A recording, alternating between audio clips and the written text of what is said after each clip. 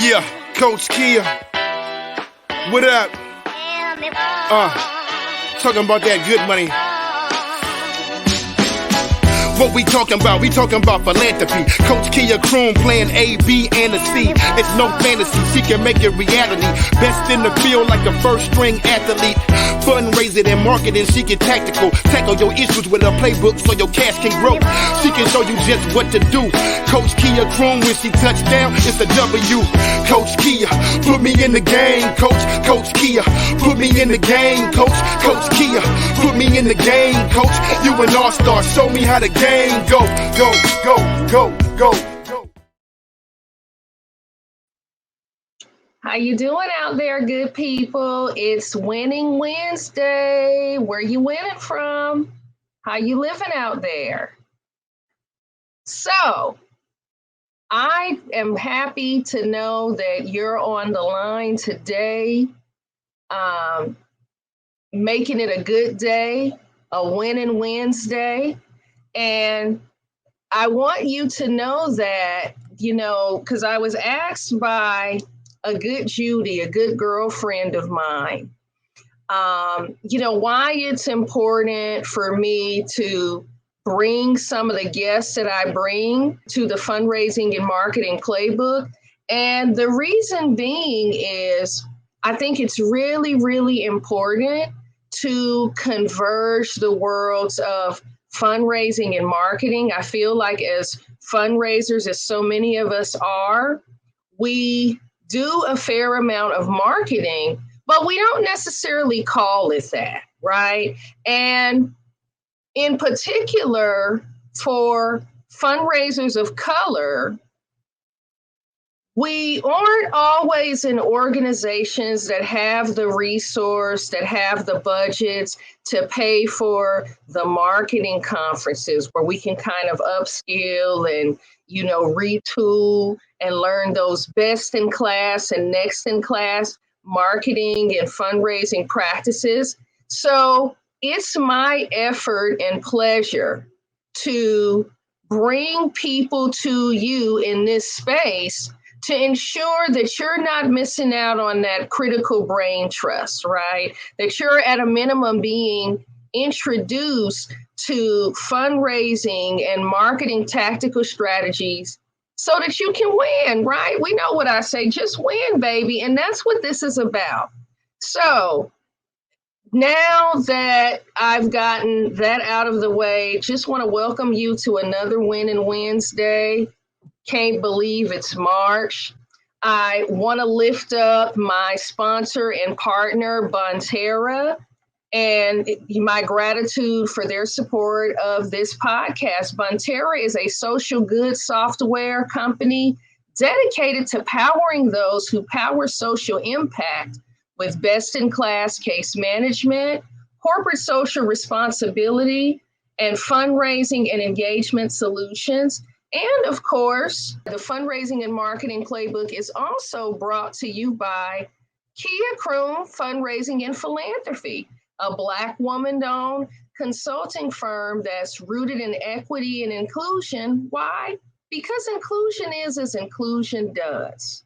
And we're on a mission to work with organizations that are fighting structural inequities to improve community outcomes and conditions for people of color.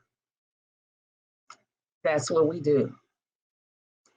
So I want to quickly get into today's episode, y'all. I am joined by Mr. George Jackson of GQJ Grants and Media Services. He's coming through with a winning tactic that you definitely want to have in your fundraising toolkit. Mr. George Jackson, you are on the mic. What's the play? Thanks, Kia. Well, today's play is the importance of writing strong grant case statements. Talk about it. Okay. Talk about it. Okay.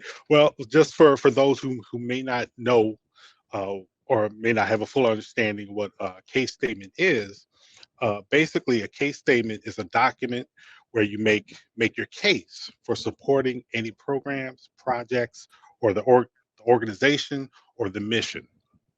If you've never utilized one for grant writing, it's time to start. And I hope in this conversation today, Kia and I can show you how useful these case statements are and how to integrate them into your grant writing process and system.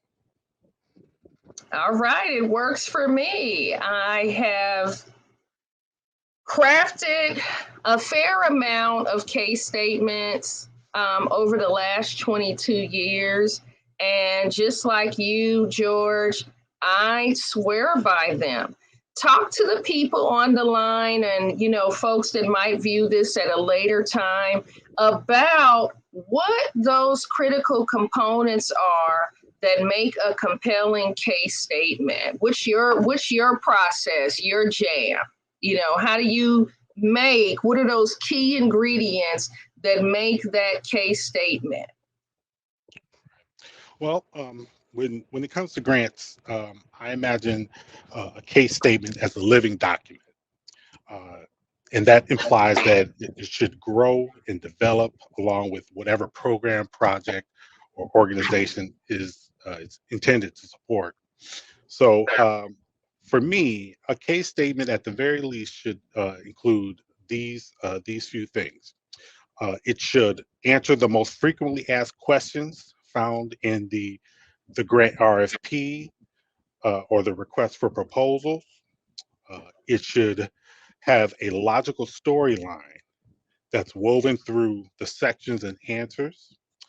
You need to have relevant data, research, statistics integrated into logical places throughout, which establishes your need for your program. And lastly, well, actually, in addition, relevant data that or information that's threaded through the narrative sections that emphasizes why funder support is vital to make your project or program come to reality or to continue going. Agreed.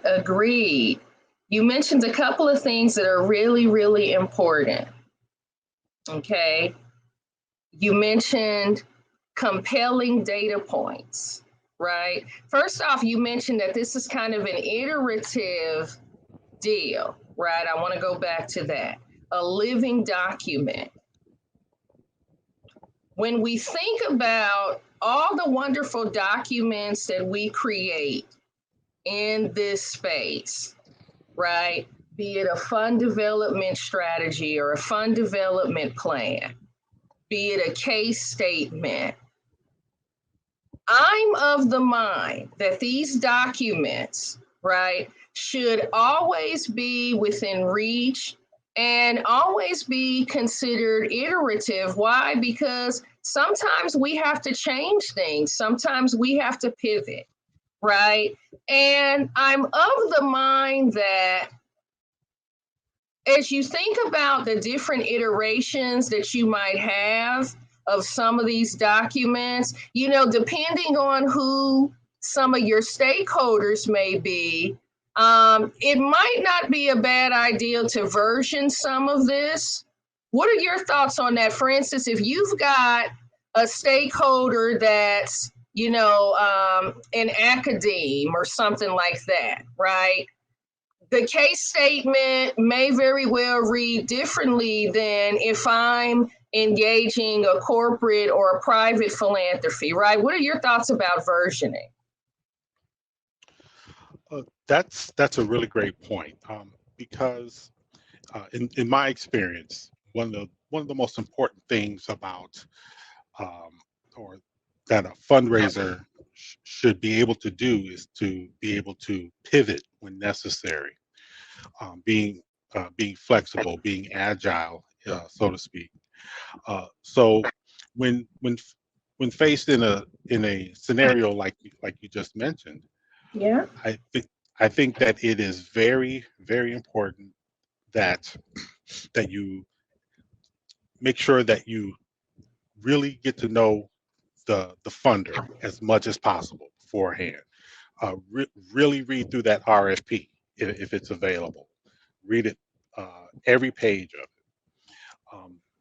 Something that's important also is, for that particular funder, uh, if if it's allowable, try to reach out to that funder through, whether it be through email, or a phone call, and don't be afraid to ask questions, Absolutely. because most funders that I've dealt with, or tried to, reach out to, they're more than happy to answer questions, Mhm. or help you sort of, craft your, uh, your, whether it be your case statement, LOI, or proposal, and help you to understand what their priorities are, Sure.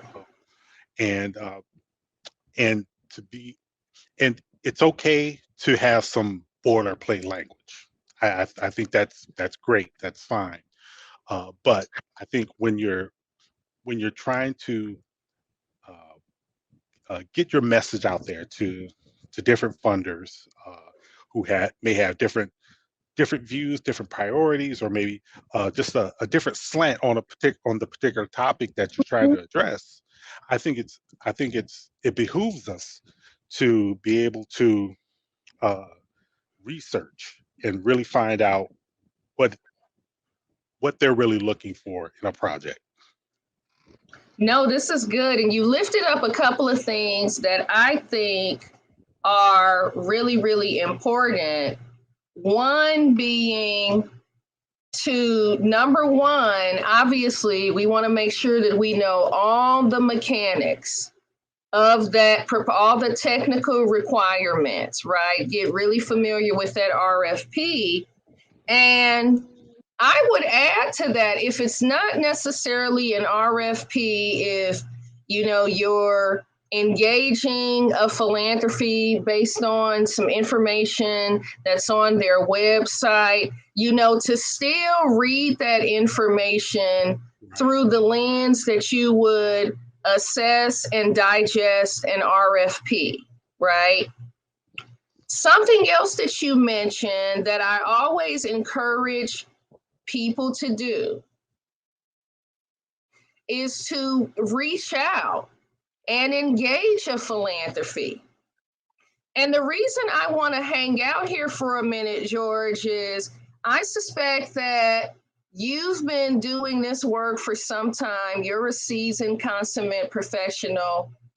I remember a time when you were training, to write grants or professional development opportunities, and fundraisers were encouraged to really not bother or trouble the busy philanthropies. And if you call them, you'd better literally know and have everything buttoned up that you want to say, because they're writing a list and checking it twice like Santa Claus, and it'll give you a demerit if you don't come correct, if you will, right? And I just remember being kind of coming from a position of, what's the word I'm looking for, George? A place of kind of a beholden,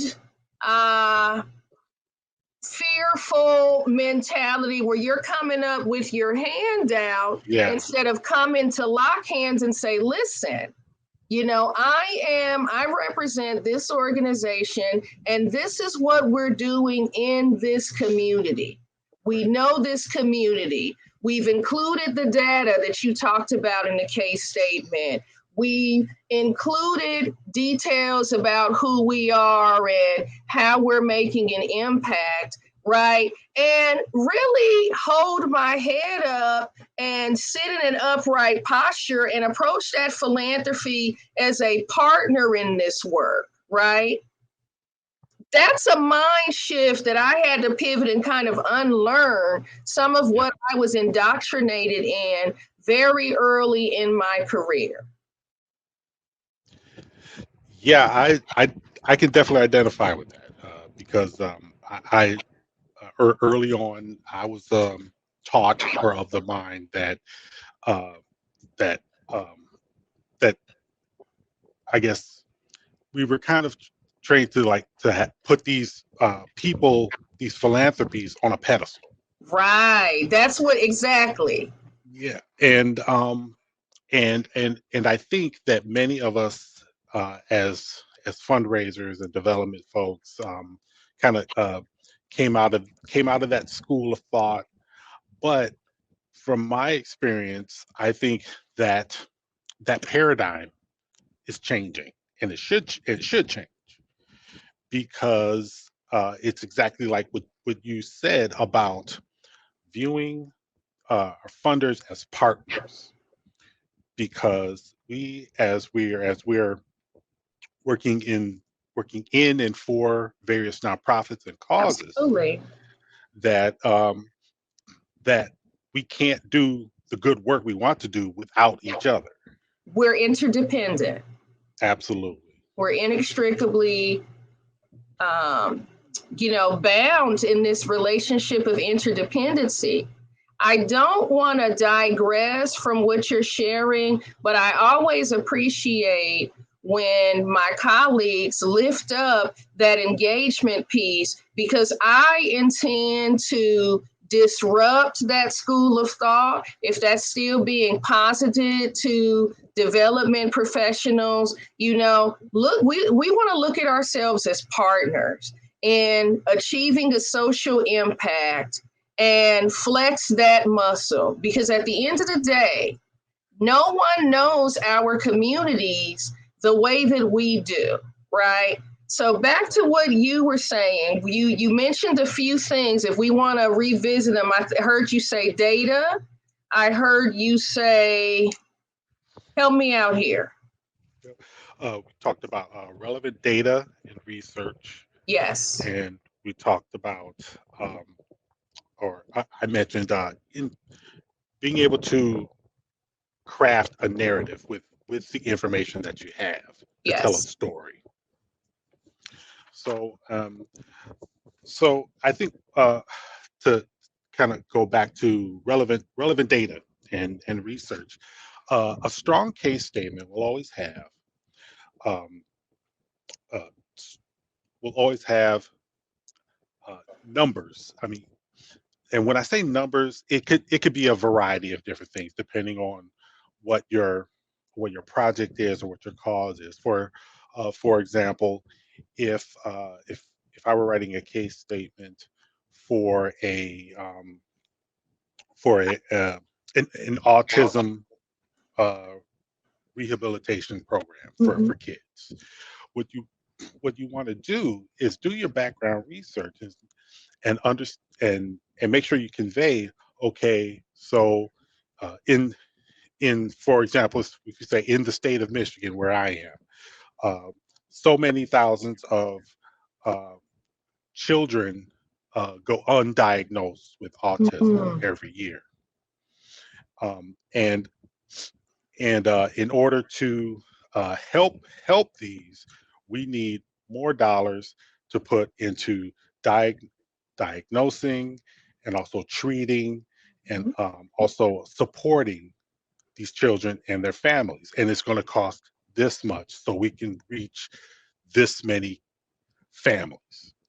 So so really understanding the why, the background research, why is it important, and understanding that uh, what that what that funder can do to help improve that situation, help us be a partner and improve that situation. Yeah, I'm hearing impact. Yes, What will yes, you absolutely. be able to accomplish, right? With this support. And that's the major key, is what kind of impact you'll make is what I'm hearing.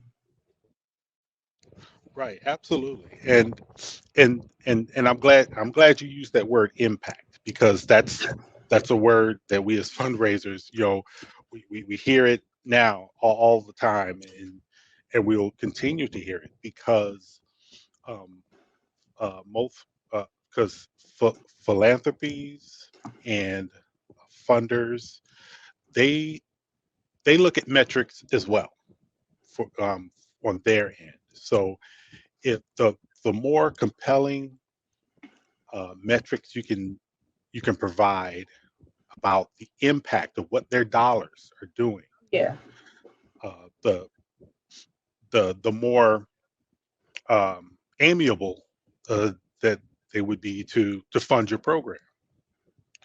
So, and and also, I think it's important that, and one last note for about data and research, you really need to make sure that you include in the case statement, you make certain that the age of the sources is relevant to your point. Yes.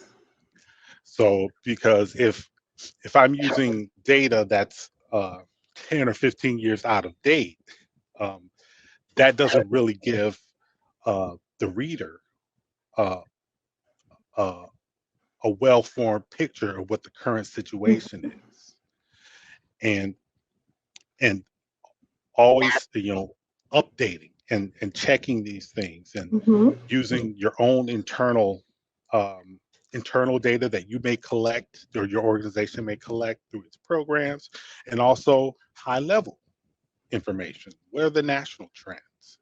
Right. And I think those things are really important.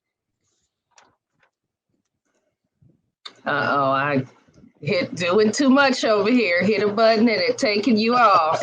You know, Okay. I'm not afraid to own my errors. But no, that was a very salient point. Don't be using no dated data, right? Or data.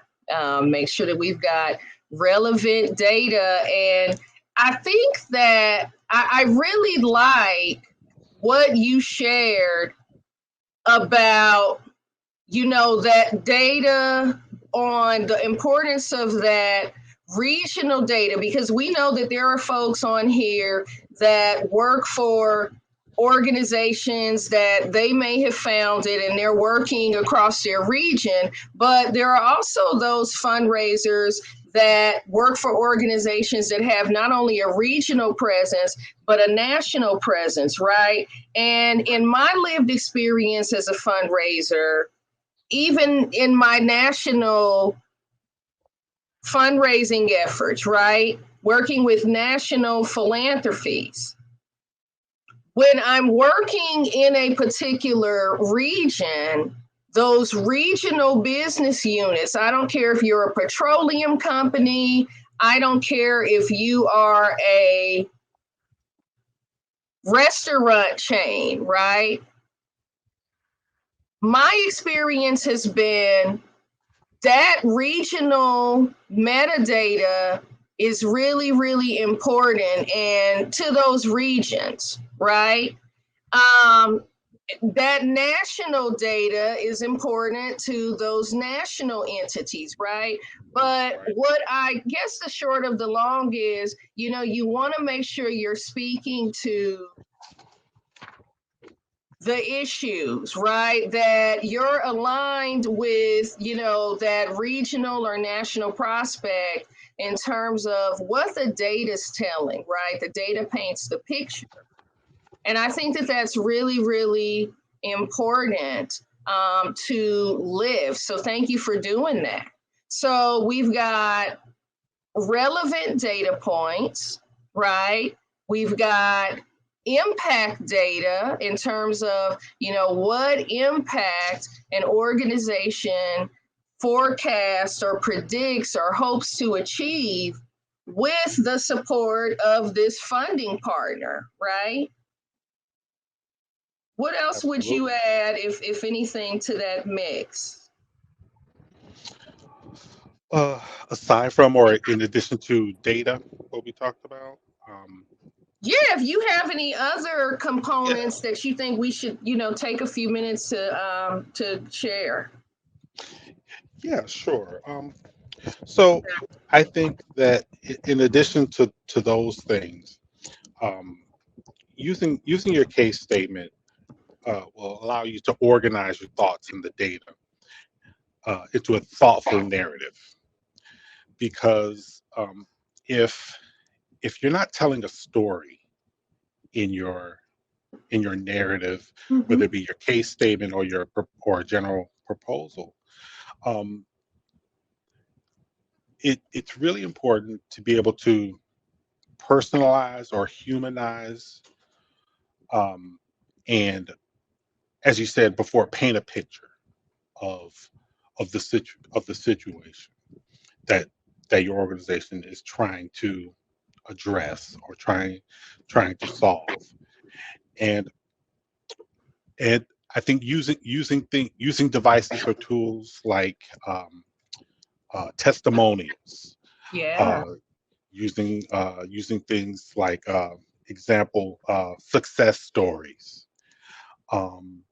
using and on the other side of that, you may use a story about someone who may be in need of, or what is their situation, and how did this organization come in and help them with it, and make that impact that we talked about before.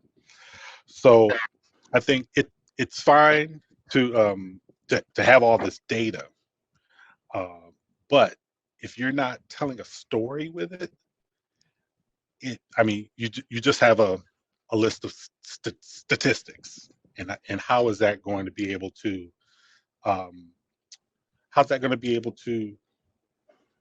compel, a funder, or inspire a funder? Absolutely. Absolutely. I think that you're absolutely right that the data points on their face are one thing, right? But that anecdotal, qualitative information that we get from our program counterparts or even our constituents that we're serving is really, really key, right? Storytelling, the ability to document our social impact and outcomes and such, right? And one thing that I want to share is the fact that Bonterra offers a lot of products that are vital in this work. For instance, I was talking with a client who is using social solutions, for instance, to document client outcomes and case management sessions and things of that nature, right? Which are very, very vital, right? Documenting units of service, contact hours.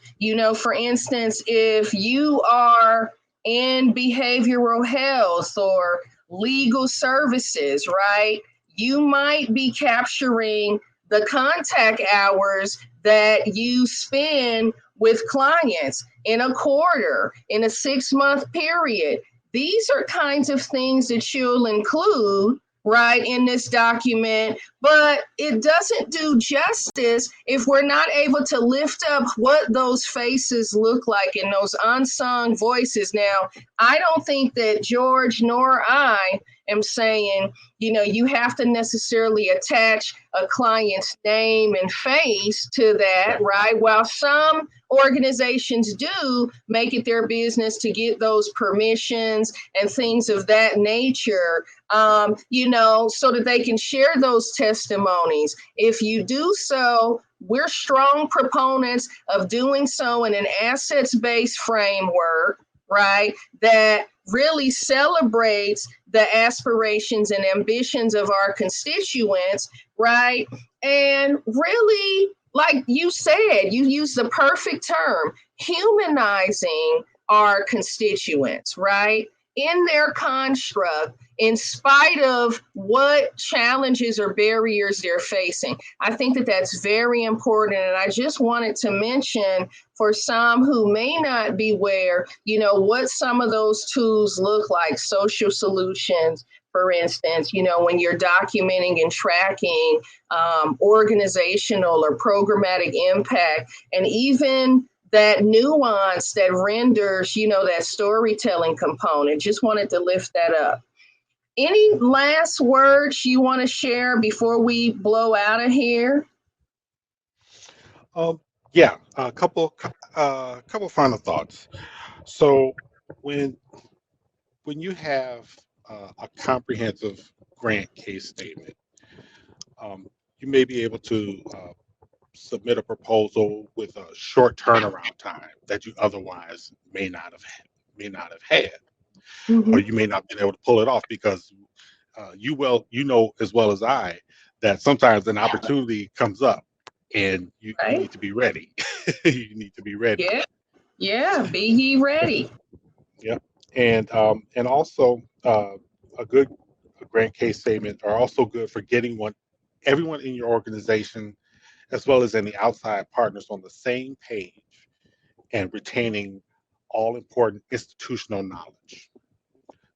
These are absolutely. And I know that kind of runs maybe a little contrary to what I said in the beginning about being a living document, but at the same time, those things should be archived and should be kept, and it'll show give your organization's history of what it's been doing.